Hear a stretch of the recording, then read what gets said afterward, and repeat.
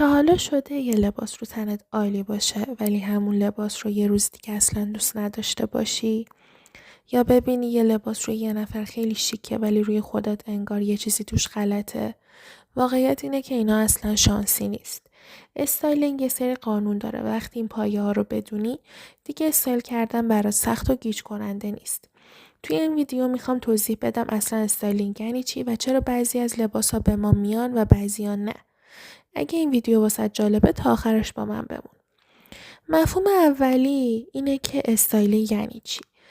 دید غلط اینه که استایلینگ به معنای خوش لباس بودنه یا اینکه بدونی چی ترنده.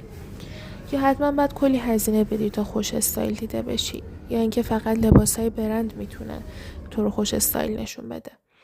ولی در واقع استایلینگ یعنی لباس انتخاب کردن آگاهانه.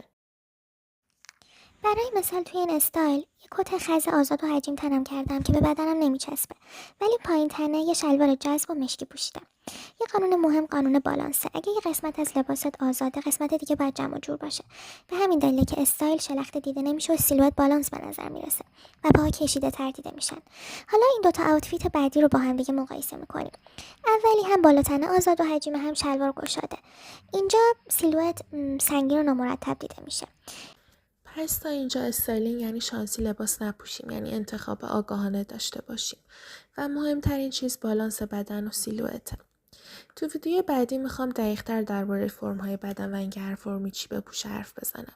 اگه این ویدیو رو دوست داشتی لایک و سابسکرایب یادت نره. خدافظ.